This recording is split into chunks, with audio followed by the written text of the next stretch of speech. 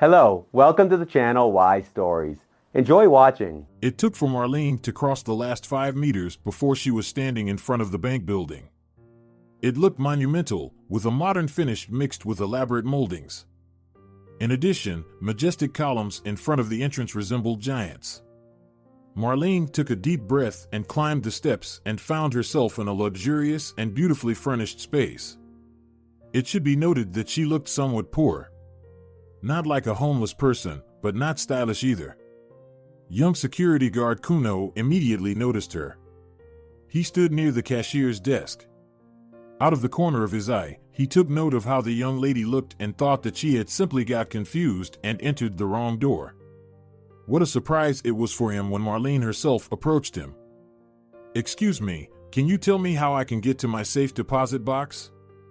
Only important, well-known clients usually wondered about it and asked such a type of questions.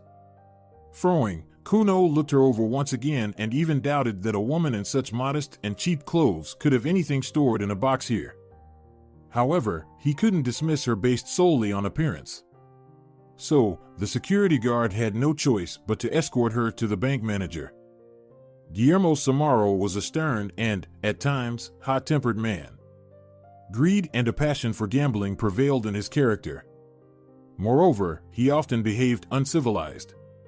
Many people disliked him, but management valued him because Guillermo flawlessly carried out his work.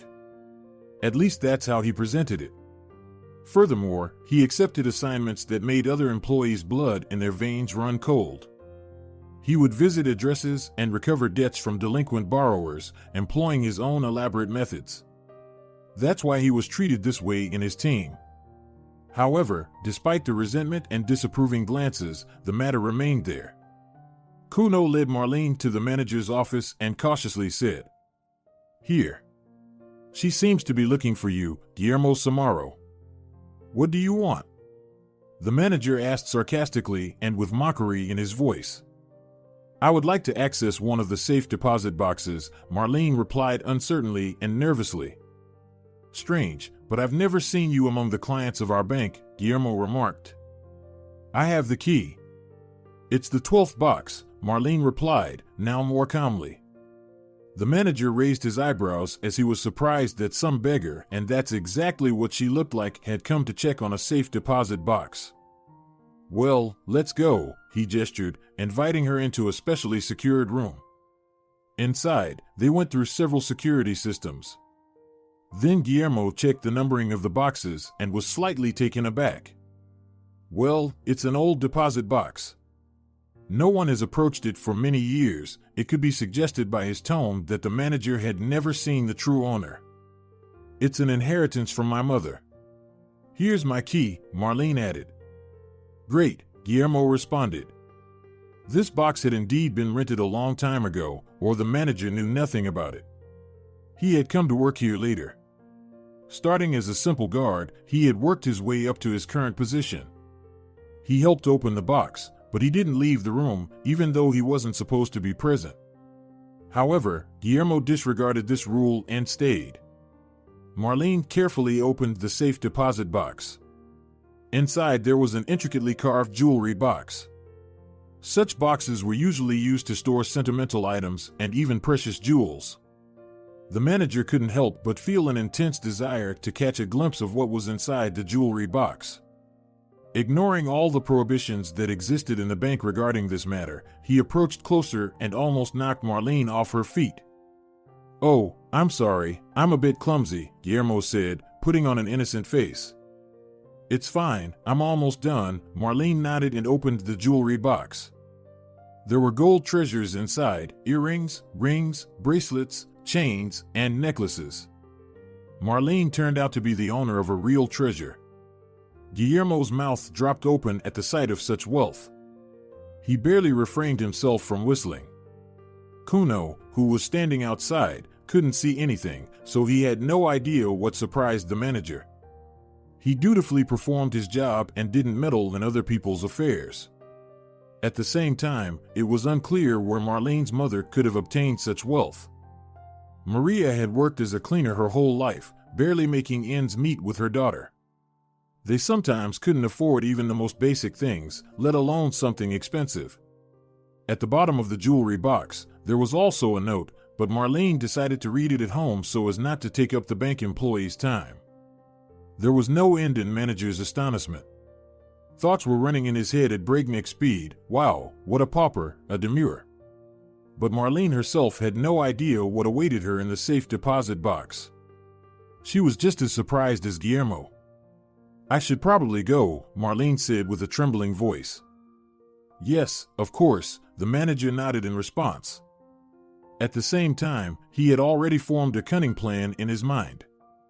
By the way, let the guard escort you, he suggested. There's no need to walk alone in the city with such a treasure. The guard will accompany you right to your apartment. It's a bit inconvenient. I could manage on my own, Marlene attempted to decline. But Guillermo was a persistent man. This service will be provided to you free of charge, and it will help safeguard your belongings, he insisted. Marlene agreed. After all, the jewelry box indeed contained so many precious items that it was really dangerous to walk alone with them. She agreed, and Guillermo led Marlene out of the vault and immediately called for Kuno. Escort this young lady to her home, the manager whispered in Kuno's ear, and remember her address, or better yet, write it down so you don't forget. But why are you doing this? Kuno furrowed his brows and asked. She turned out to be a VIP client of the bank, and we are responsible for her safety and comfort, Guillermo lied. I got it, boss. I'll do it right, Kuno nodded. The security guard was not accustomed to questioning orders. He had recently returned from the army and still respected ranks and titles. Guillermo was like a commanding officer to him, and, naturally, his orders were not to be questioned, only followed. Besides, it wouldn't be difficult for Kuno to accompany the young woman to her home, and it was a chance to change the scenery and take a stroll during work.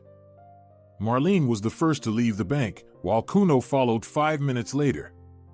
It seemed like he was receiving additional instructions from his boss. As they descended the steps, the security guard looked around before speaking. Now we can walk calmly. What the manager saw remained a mystery. As they walked, they started to talk. It turned out that Marlene was an interesting person and quite an attractive young woman. Being around her made Kuno feel as if he was reading a book in a scientific library. In turn, he shared with her how he ended up working at the bank, delving into his past. It seemed that it was not just a casual topic for him, but rather the most significant challenge he had overcome.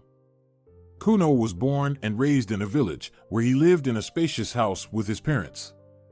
He was an average student, not a top achiever but not a failure either, and his parents were satisfied with his grades. They believed that the education provided in the local school would be sufficient for work in the village. However, Kuno dreamed of something more. He wanted to escape from the village and move to the city. He had a girlfriend named Rebecca. They had been together since their school days and planned to build a family. However, Rebecca turned out to be deceitful and unreliable. After Kuno joined the army, she immediately found another boyfriend. Coincidentally, the son of wealthy businessmen visited their village, and they met at a party. Rebecca captivated the rich young man using her beauty and manners. He offered her to live together, and eventually, they got married. Kuno almost lost his mind and made an irreparable mistake when he learned about it. However, thanks to his commanding officer, he managed to regain control of himself. After completing his service, one of his former comrades offered him a job as a bank security guard through connections. Kuno agreed, especially since he wanted to move to the city himself. Guillermo Samaro appreciated Kuno had been serving in the army and hired him. From the first days, the young man immersed himself in the essence of the job and delivered excellent results. There hadn't been any incidents under his watch yet, which directly affected his salary. Finally, they arrived at the girl's home, and after hearing his story, Marlene said, "It's a bit sad, of course, but you did well. I've always adored guys like you." Marlene's words stirred up a storm of emotions in Kuno's soul. At the same time, a thought crossed his mind: what if I ask her out on a date? However, because he was somewhat shy, Kuno didn't dare to take the first step. Likewise, the security guard also appealed to Marlene. He seemed like a kind and honest guy to her, so as a gesture of gratitude, she invited him to drink coffee. "I bought some waffles this morning before going to the bank. Would you like to drink coffee with me?" she said. "With pleasure. Besides, it's almost time for my lunch break," Kuno nodded, entering the entrance with her. In the elevator, they went up to the 7th floor. Marlene opened the door to her apartment and let Kuno enter first. The security guard found himself in a spacious hallway. Along one wall, there was a built-in wardrobe, 2 puffs, a large mirror, and a handmade wooden coat rack a bit further away. Taking off his outerwear, Kuno walked into the bathroom. As he washed his hands there, Marlene managed to brew coffee and fill a bowl with chocolate waffles. Peeking into the kitchen, the man shook his head and said, "It's really cozy here." "I do my best," Marlene replied shyly. "Please have a seat, you've been standing at work for too long." Kuno pulled the chair closer to the table and took the coffee mug in his hands. The delightful aroma even tickled his nostrils. Noticing how he sensually inhaled the scent, Marlene couldn't resist and said, "I'm a big coffee fan. I only buy from specialized shops, choosing the roast and grind. Of course, it's not cheap, but it's worth it." Marlene waved her hand dismissively. "You surprised me," Kuno shook his head. "I didn't think such a simple-looking girl would have such a hobby." "You're embarrassing me," Marlene said, waving her hand. "It's just a regular hobby. And I'm just an ordinary girl." "Tell me something about yourself," Kuno suggested. "Where were you born, and what do you do?" "All right, why not?" Marlene agreed, taking a sip of freshly brewed coffee. In general, her fate turned out to be no better than that of a security guard. Marlene grew up in a small provincial town and had always dreamed of escaping to a big metropolis. But for a long time, it seemed like an unattainable dream. She lived with her mother, barely making ends meet on her salary alone. They were constantly short on money, and it reflected in almost everything: clothing, food, and the number of friends. Marlene had a few friends, mostly from similarly modest backgrounds. It could be said that they were united by common problems and dreams. However, the province couldn't fulfill those dreams. They had to move forward and realize their potential. Marlene often imagined how her life would go in the big city. Often, in her dreams at night, she saw a luxurious house, a long terrace, a blooming garden, and a respectable position in society. But it all disappeared as soon as Marlene woke up. She never knew her father, or maybe he didn't even exist. Her mother didn't like talking about it and found various ways to avoid answering. It seemed that it brought the sadness and pain to her heart. Maria never showed Marlene any pictures of her father or revealed any important information. From that, Marlene concluded that her mother simply didn't want to remember her father, so she didn't want to bother her with awkward questions. She excelled academically in school. Marlene was an excellent student, and teachers prepared her in advance to enter the university. After successfully passing exams and a dance competition, she became a university student. The dreams of the big city became more defined on the horizon.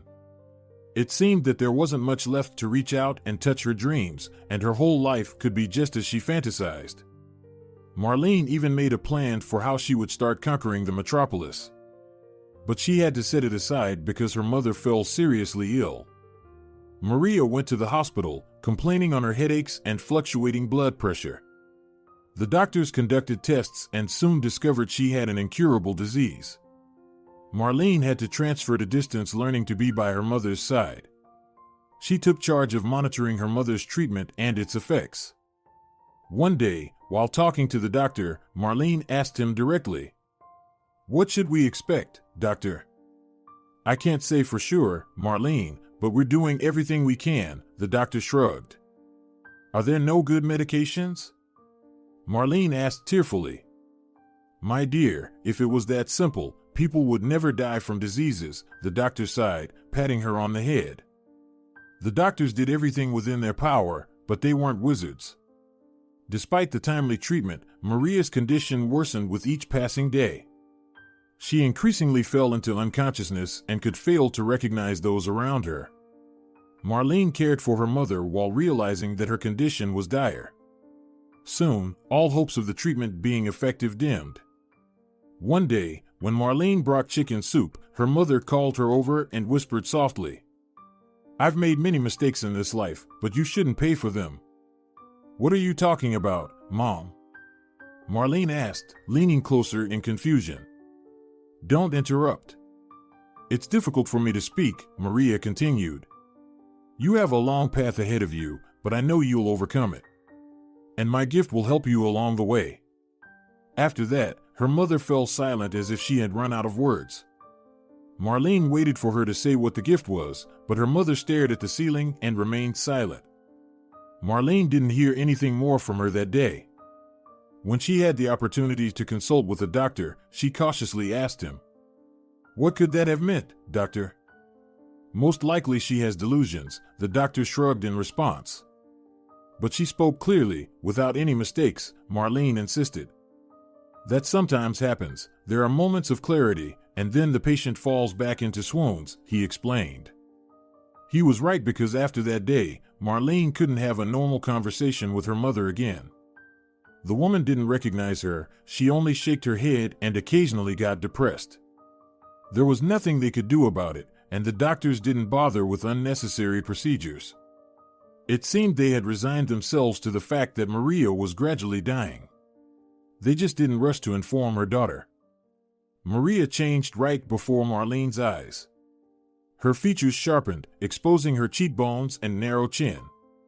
Slowly but surely, Marlene's mother lost her beauty and looked like an old woman. The doctors continued to fight for her life, but all their efforts were in vain. The intensified therapy and carefully selected medication, unfortunately, didn't help. Maria didn't make it until early morning. It was 3 more days before her birthday, but she joined the majority. Marlene barely coped with the loss.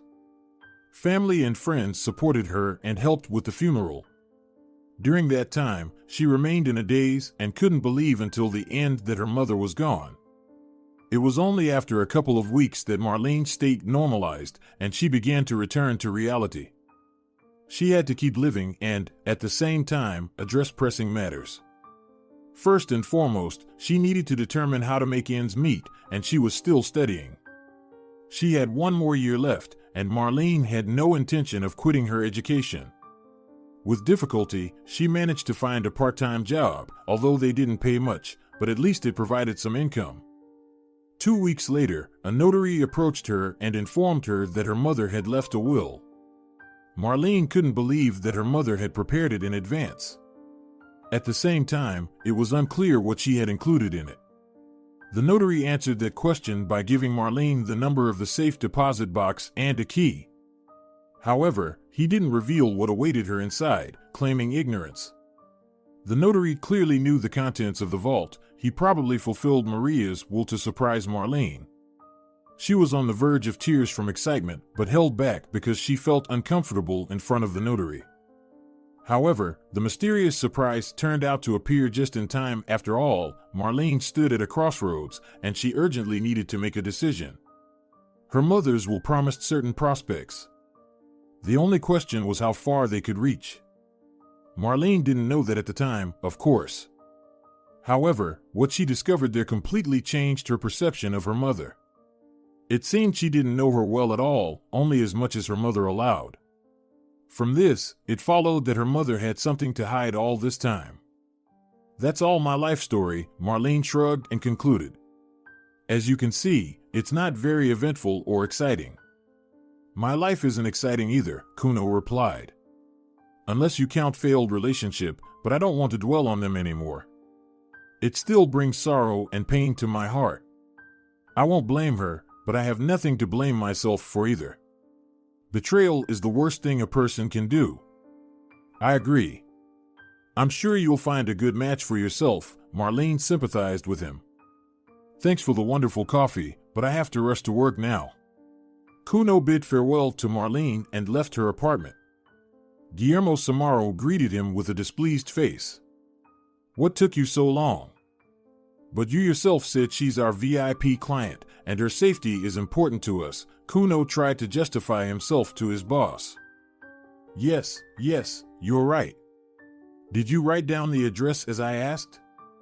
Yes, of course, here you go. The security guard handed him a piece of paper with the street name, house number, and apartment number. The bank director was satisfied and rubbed his hands, then he stared thoughtfully at one spot. Kuno couldn't help but think that Guillermo wasn't feeling good. Are you okay? He asked. Yes, everything's fine. You can go, the director nodded, finally shifting his gaze from that spot. By the way, I commend you on your efforts, and you'll probably receive an award at the end of the month. Really? What for? Kuno asked in surprise. You did a good job. You ensured the safety of our wealthy client, Guillermo replied ironically and smirked. I only escorted her home, Kuno said. You see, Kuno, it's these small services that make a true security guard's job. I started my career in the same position. I did everything I could to help the director, and now I'm the director myself. Yeah, can't argue with that, Kuno nodded in agreement. Well, then, I'll return to work. There are 2 more hours until the end of my shift. Yes, go ahead. I don't need you anymore today, the boss replied and closed the door to his office. However, he didn't fully close it, and Kuno overheard something. I have an address. We should visit her in the evening. Yes, always as usual. There will be a young lady at home. She has a jewelry box. We'll take its contents and split it 50-50. It seemed that Guillermo was talking to someone on the phone, and he was so engrossed in the conversation that he simply didn't notice someone eavesdropped him. Kuno was lucky that he only lingered for a few seconds and didn't immediately go down to the customer area. The guy felt uneasy about what he had just heard. The security guard couldn't believe his ears that his boss had decided to rob Marlene. And it was all due to Kuno's compliance. Unconsciously, he had simply set up the young woman. So he needed to come up with something to leave work early. Kuno went downstairs and stayed at his workstation for a whole hour.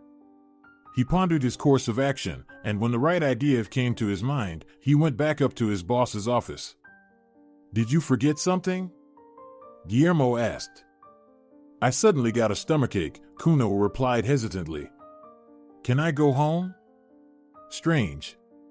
You were feeling good this morning, he said doubtfully. And what did you eat today? As usual, all goods were fresh, the guard mumbled, holding onto his stomach just in case.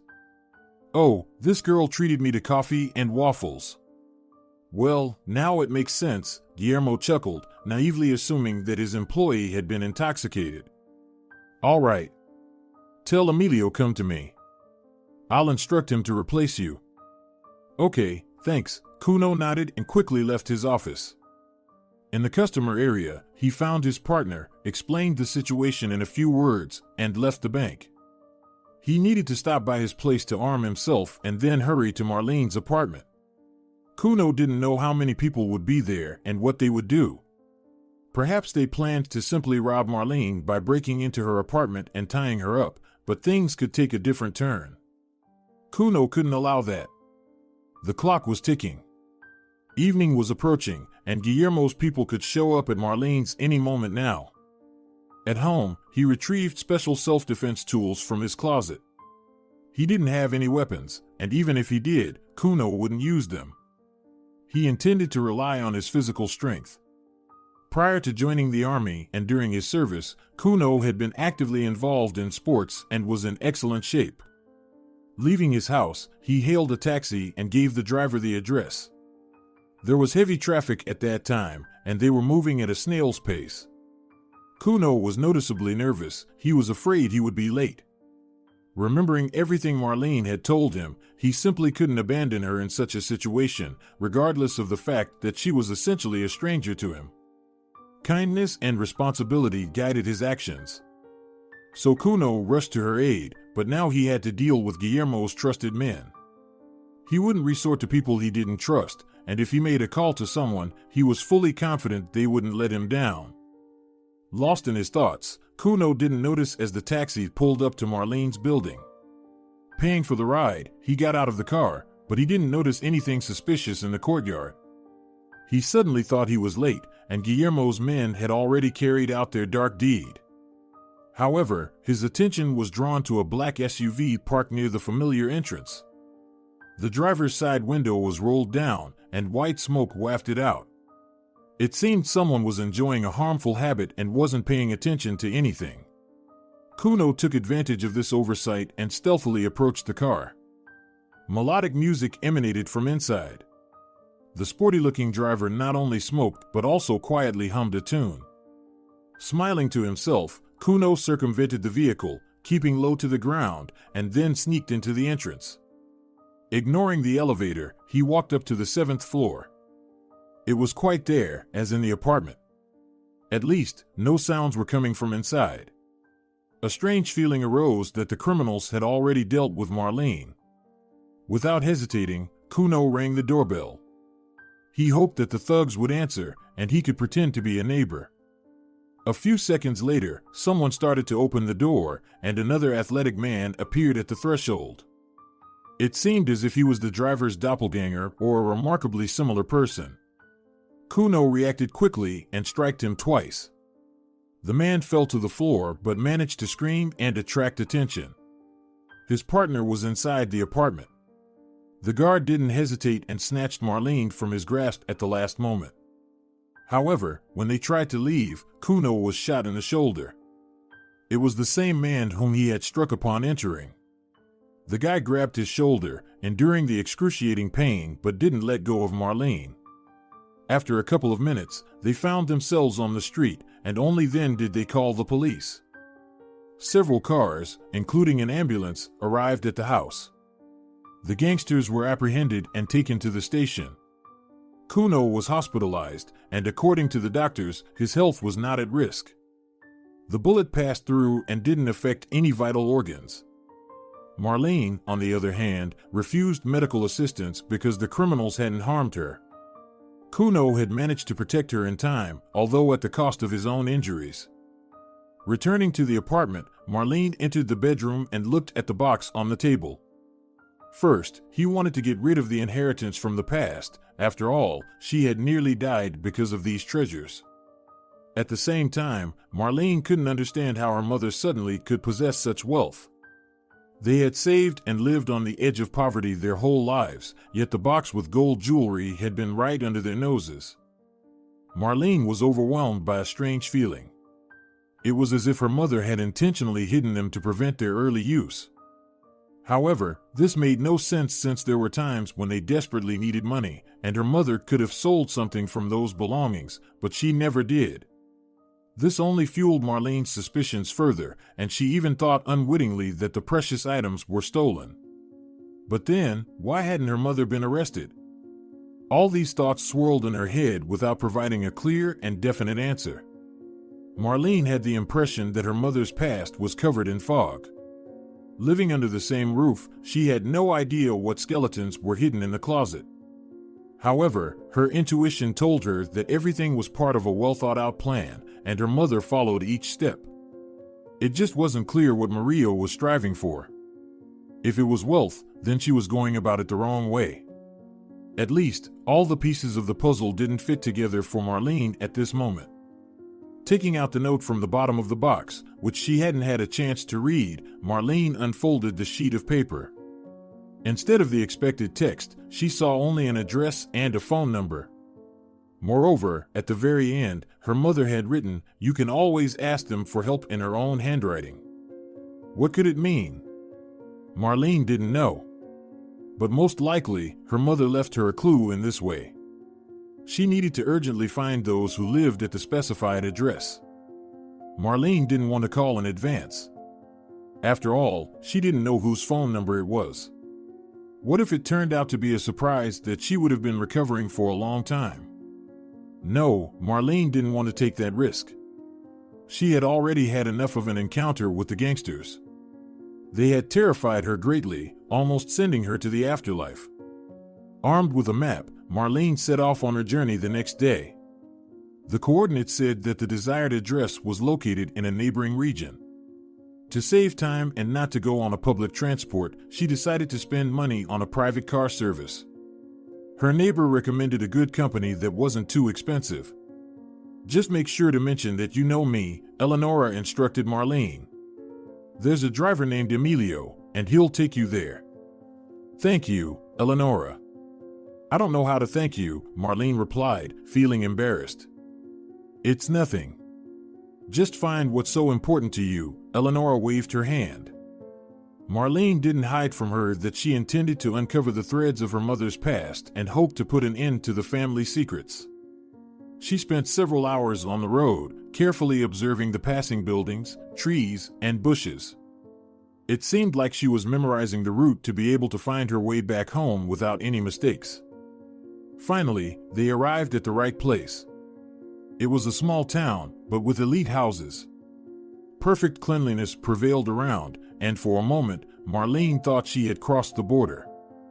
They passed the city limits and entered a compact village with all the benefits of civilization. It didn't boast majestic castles and palaces, but there were still richly decorated houses present. Emilio, the driver, dropped Marlene off at one such three-story mansion. "That's it, we've arrived," he said, turning to her. "Yes, thank you for the ride," Marlene nodded, expressing her gratitude for the comfortable journey. Waving goodbye to him, Marlene approached the mansion. It evoked mixed feelings in her. It felt like stepping into a fairy tale, and she expected knights to appear at any moment. Closing her eyes for a brief moment, she imagined herself as the queen of this mansion. However, she couldn't understand why her mother had given her this particular address. She looked at the extravagant structure and got to know that clearly rich people lived here. Yet, she had no connection to them. At least, her mother never mentioned them. Luxury and wealth didn't align with Marlene's past. She couldn't even recall any bright moments in their lives. But before Marlene could get any closer to the mansion, a smiling woman in her 60s approached her. She wore a beautiful and expensive dress, extending her hand for a greeting. "Good day, dear," the woman said. "My name is Dominica. I'm the owner of this house." "Hello, I'm Marlene," she replied. "But I don't know you. I was only given this address, or rather, it was indicated in a note. It was left by my mother, Maria Reyes." Marlene handed her a small piece of paper from her box. As Dominica looked at the note, her eyes widened. By the look on her face, she recognized the handwriting. Taking Marlene's hand, she led her into the house, handing her a handkerchief and wiping away her tears. Inside the mansion, Marlene saw opulent decor. She had only seen such displays of luxury on television. There was an entire art gallery, a marble floor, and antique oak furniture. It felt like a dream to Marlene, but she knew it was all real. Dominica, the homeowner, invited her to the dining table. It was also made of expensive wood and adorned with exquisite artwork. It was evident that the owners spared no expense on the furnishings, indicating their wealth and prosperity. "Please have a seat.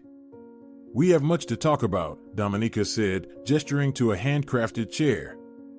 The homeowner was soon joined by her husband, who introduced himself. "Let me introduce myself, my name is Gregorio." He said it lively, and Marlene flinched slightly when he mentioned his name. "I'm Marlene Reyes, and my mother is Maria Reyes," she repeated. "She left me this box and a note as an inheritance." Gregorio peered inside the box and then looked at his wife with fear in his eyes. "So, these are the precious items that," he whispered, barely able to catch his breath. "Yes, they are," Dominica replied with equal excitement. "Can someone explain to me what's happening here?" Marlene couldn't help but ask. Dominica poured fragrant Chinese tea and placed a bowl of sweets nearby before she started to explain. They had a business that generated considerable income. Dominica and Gregorio were fully dedicated to it, investing all their efforts and resources. Consequently, they couldn't devote enough time to raising their daughter. This led Maria to determine her own path in life. As soon as she grew a little older, she started dating a boy. Naturally, her actions didn't align with her parents' plans, and they sternly made it clear that it was too early to think about starting a family. Maria resisted their opinion and defiantly ran away from home. Perhaps she had the rebellious spirit of a teenager. At her age, many girls sought independence despite the lack of financial security and a promising future. She considered herself a bride and didn't want to listen to anything else. Her parents tried to convince her otherwise, but it was in vain. Maria distanced herself further from her parents until she completely severed all ties. And her parents couldn't bear it. They simply accepted that their daughter was lost and they needed to come to terms with it to avoid tormenting themselves with guilt. "We wanted a better future for Maria, didn't we?" Dominica lamented. "But did it turn out the opposite?" Marlene asked with a hurt tone. "Not exactly," Dominica replied, shaking her head. "With your permission, I will continue. Maria didn't have much money, so when she ran away, she took the jewelry box with her. That's where the family heirlooms were kept. However, her parents didn't pursue her or force her to come back home. They believed that their daughter should decide for herself how to live her life. One could say that Maria's parents let her go, giving her complete freedom. Maria ran away from home on emotions. She had simply fallen in love with Jose. He promised her a happy future, far away from her parents. Maria couldn't help but believe him because her fiancé came from a poor family. He had experienced all the hardships of life and was mentally prepared to overcome them. At that time, the girl had no doubts that everything would work out for them. After giving up on pursuing her, Dominica and Gregorio found solace. They realized that their daughter couldn't be stopped, and there was no point in trying to prove anything to her. Maria made her choice and thus put an end to her happy future. Life with Jose proved that he had no intention of taking any action. He was content with having his bride by his side. Soon, Jose became involved with alcohol and frequently came home intoxicated. Maria endured it for a long time, crying into her pillow at night. She hoped that Jose would change and that they would start a new life together. But with each passing day, things only got worse. He increasingly relied on the bottle, and once he even almost drank Maria's family heirlooms. Fortunately, she found out about his intentions in time and hid the jewelry box in a different place. From that moment on, their relationship completely fell apart. In the end, Jose broke up with her when she was pregnant. Maria did an ultrasound and found out that she was having a girl. After her daughter's birth, she made every effort to raise her without any assistance. It was difficult, but she never gave up. And one day, to secure Marlene's future happiness, she rented a safe deposit box and placed the jewelry box with the precious heirlooms there. Time passed, and Maria never thought of using the treasures. She thought about the jewelry box, but every time she told herself, "No, this is for Marlene." And even when she fell seriously ill, she still couldn't even bring herself to take some pieces of the precious items. Maria's courage was truly admirable. Despite knowing that there was a chance to improve her health or at least delay the inevitable end, she didn't use them. She remained silent until her last breath, refusing the chance to live a little longer. On the other hand, according to the doctors, her illness was incurable, and it was unlikely that anything could have helped. Unless a miracle occurred, but it didn't. In the end, Marlene was left without a mother. Essentially, Maria condemned herself to such an existence. It was hard to judge why she did that. She had worked as a cleaner her whole life and never touched those precious heirlooms. Marlene was shocked when Dominica told her all this. She took out her handkerchief and burst into tears. For several minutes, the girl cried and then suddenly calmed down and said, "It's hard to talk about it, but it seems you acted wisely." "What do you mean?" Gregorio asked. "You didn't force your daughter to return back home and hope that she would do it herself soon after wandering around unfamiliar places." "You're right, Marlene. That's exactly what we were counting on," Dominica nodded. "It's just terrible for us to hear that Maria is no longer with us." Getting up from her chair, Dominica walked to the window and leaned her head against it, lost in thought. Gregorio also got up and approached his wife. He embraced her shoulders and whispered, "We're not to blame for what happened. No, we are to blame. Because we didn't give her the opportunity to get married." Dominica objected. But he turned out to be an alcoholic. So what? Maybe things would have turned out differently if we had helped, his wife continued to insist. That's not true.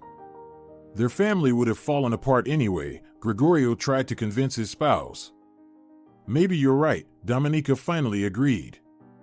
We wouldn't have been able to do anything. But now we have someone to give all our love and care for. They both looked at Marlene, and a minute later, they embraced her together. At that moment, all the sorrowful thoughts had faded into the background, and even they couldn't give everything to their daughter, now they had a granddaughter and could give it to her. Marlene also embraced her grandmother and grandfather, unable to believe in such happiness.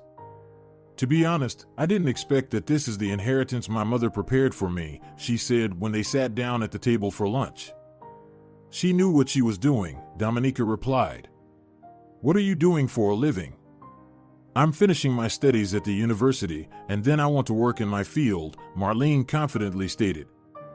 "Well, it's commendable that you're thinking about the future," Gregorio said with a smile. "Do you have a boyfriend?" "Not yet, but there's someone I have my eye on," Marlene replied, squinting her right eye. "Maybe you could introduce us?" Gregorio suggested. "Oh, stop it. We've just found our granddaughter, and you immediately want to know everything about her," Dominica scolded him. "Be patient and don't pester her with questions." From that day on, Marlene's life began anew, free from problems and worries. She no longer had to count money and scrape by with random jobs. She spent a few days as a guest in their home, trying to adjust to her new life, but eventually realized that it's best to pursue her goals on her own. However, she didn't reject the support of her wealthy relatives, especially since her grandmother and grandfather were just starting to get used to her. They even asked Marlene to show them where Maria's grave was. Arriving at the cemetery, Dominica and Gregorio spent nearly half an hour by the grave. The couple stood silently, gazing at the modest monument. It was a difficult trial to endure, and they struggled to suppress the urge to break down and burst into tears right there. A day later, Marlene returned to the city to begin her search. She wanted to visit Kuno and find out how he was doing. The guard, to be honest, was surprised when she showed up. "I thought you forgot about me," Kuno said after Marlene entered the hospital room. "Why would you say that?" She replied with a smile. "I was just running errands and found my relatives. Can you imagine?" "Interesting. So you had no idea about any of this before?" he asked, surprised. "No. Mom didn't tell me anything," Marlene replied, shaking her head. "I just realized now how many secrets there were in our family." "What are you talking about?"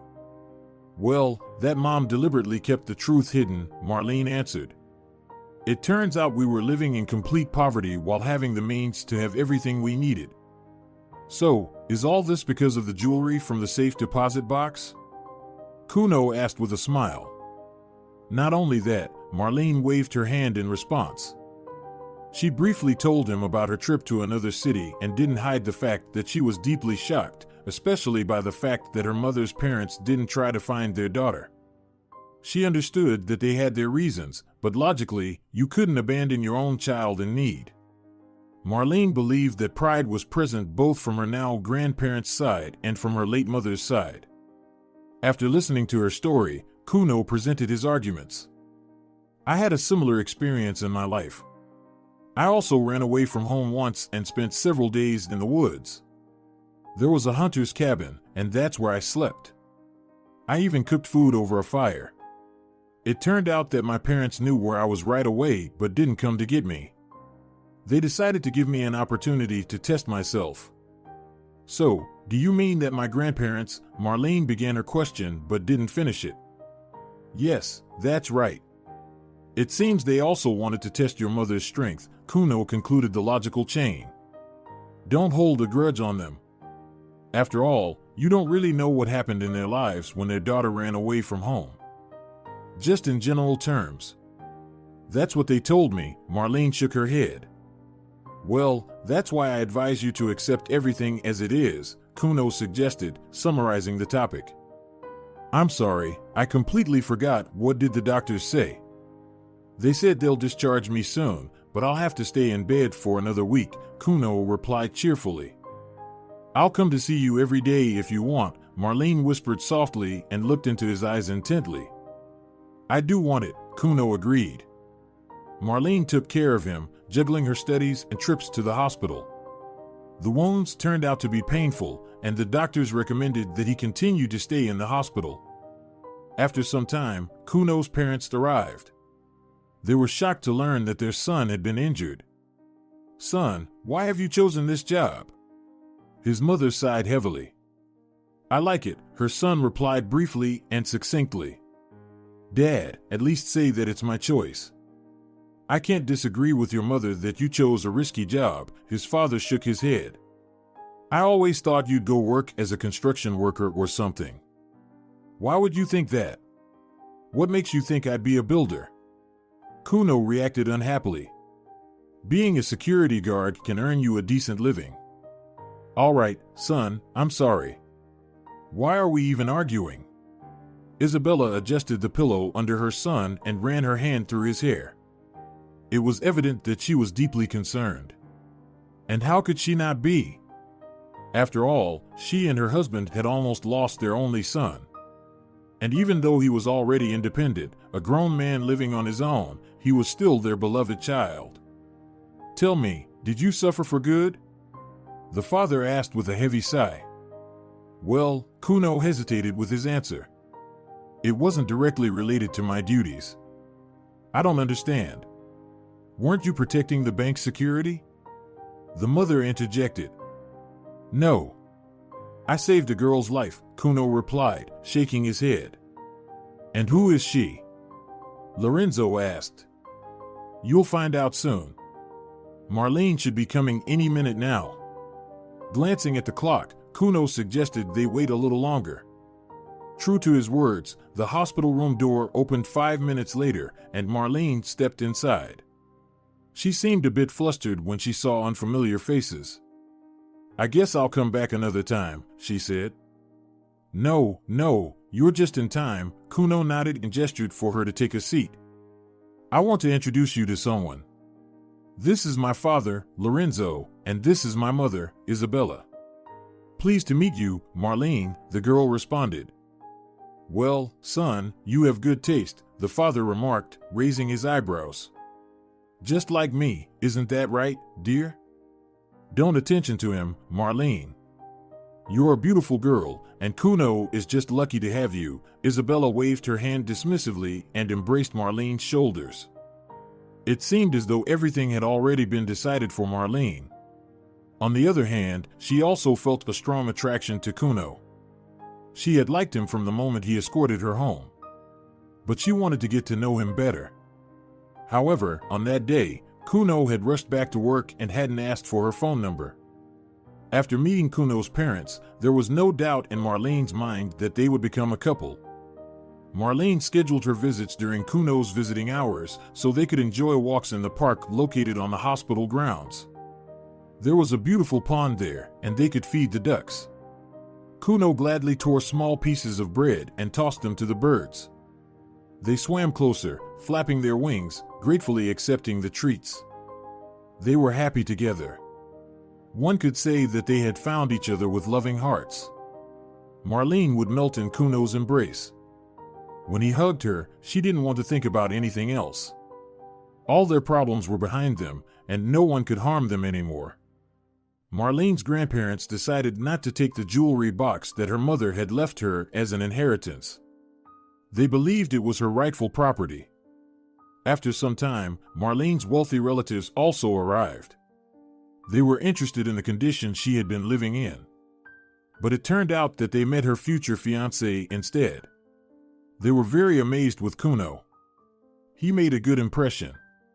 The grandparents were astonished after having a conversation with an ordinary security guard. In their minds, he should have been someone else, but it turned out differently. Kuno had earned their trust, unlike the previous suitor of their deceased daughter. A week later, Kuno was discharged from the hospital. The doctors advised him to quit his dangerous job, but he couldn't do that because he had accepted the bank management's offer to become the head of security. Guillermo Samaro and his gang were awaiting trial and could spend the next 10 years behind bars. Moreover, no one would rehire a convicted employee who had robbed bank clients and nearly ordered someone's murder. No, the path back was definitely closed to him. After being discharged, Kuno and Marlene continued to see each other. They couldn't imagine a day without each other. It was reasonable to assume that all of this would lead to a wedding. However, the young couple didn't rush and wanted to test their feelings. Meanwhile, Marlene was finishing her studies at the university and preparing for her thesis defense. Kuno tried to help her, giving her time to relax. Soon, Marlene delighted everyone with her successful graduation and obtaining a higher education. 6 months had passed since then. Marlene's grandparents informed her that they had written a will in which they named her as the sole heir. Marlene wanted to dissuade them, but they didn't make any changes. "Look, Marlene, for us, it's like correcting past mistakes," her grandmother confessed. "But we have already resolved everything," Marlene replied, looking at her with surprise. "Perhaps, but we will never forgive ourselves, regardless. That's why we decided to seek Maria's forgiveness through you. We hope our daughter will forgive us and won't be angry," her grandmother continued. "I think this will should put an end to it," Marlene reasonably suggested. "Yes, you're right. Otherwise, we will never find peace," her grandmother nodded. And with that, they concluded their arguments about the inheritance. Remembering her daughter's unfortunate fate, Dominica and Gregorio didn't want the same future for their granddaughter and made sure everything went smoothly for Marlene and Kuno. Without being pushy, they casually helped them with money. They even paid for the wedding after Kuno proposed to Marlene. He had bought engagement rings in advance and invited her to a restaurant. As they entered, music was playing. "I'm feeling a bit nervous," Kuno said, getting down on one knee. "Please don't judge me too harshly." "I'm feeling awkward too," Marlene admitted. "Will you marry me?" He finally uttered those words. "Yes," Marlene answered loudly. At that moment, Kuno's parents and Marlene's wealthy relatives entered the restaurant. They clapped their hands and congratulated the couple. As a gift, a famous performer of popular songs appeared on stage. He took the microphone and sang in such a way that there were goosebumps on their backs. To be honest, neither Marlene nor Kuno expected this. The marriage proposal turned out to be grand and unforgettable. A month later, they also celebrated their wedding with great fanfare. It took place in the country house that Marlene's grandparents had given them as a gift. Initially, the young couple wanted to decline, but their objections were not accepted. At the wedding, Marlene's grandmother noticed that she wasn't drinking alcohol and decided to know the reason. "Granddaughter, I understand that alcohol is bad," her grandmother said, "but for your happiness, you can have a little sip." "I can't. I'm pregnant," Marlene replied with a smile on her face. "Oh my, what a wonderful gift!" Dominica exclaimed, clasping her hands together, pressing them against her face, and shedding tears. "Wait, what's going on here?" Kuno unexpectedly approached them. "I'm crying tears of joy," her grandmother replied loudly. "I'll soon have a great-granddaughter or great-grandson." "Marlene, you're pregnant?" "Yes, I took a test this morning." "I wanted to surprise you," Marlene blushed as she answered. "We have 2 things to celebrate tonight." Kuno shouted at the top of his lungs and announced that his fiancée was pregnant. Immediately, all the guests congratulated them and wished them well. The parents also joined in the congratulations. "Well done, son," Lorenzo exclaimed. "I knew everything would work out for you," Isabella said, kissing him on the cheek through tears. The wedding became the beginning of their personal happiness, which they had long sought. Kuno and Marlene found a strong family and the opportunity to become loving parents. Soon, they learned that they were expecting a son, their heir. After consulting with their families, they decided to name the boy Manuel. As for the precious items in the jewelry box, they left them for future generations. After all, the family heirlooms had allowed them to change many things, especially their outlook on life. Marlene and Kuno realized that nothing was more valuable than love, and they had no temptation to convert the treasures into money. Gradually, they furnished their home and prepared a spacious room for their son. His birth and upbringing in the near future became their top priority. If you're enjoying it as well, leave a like.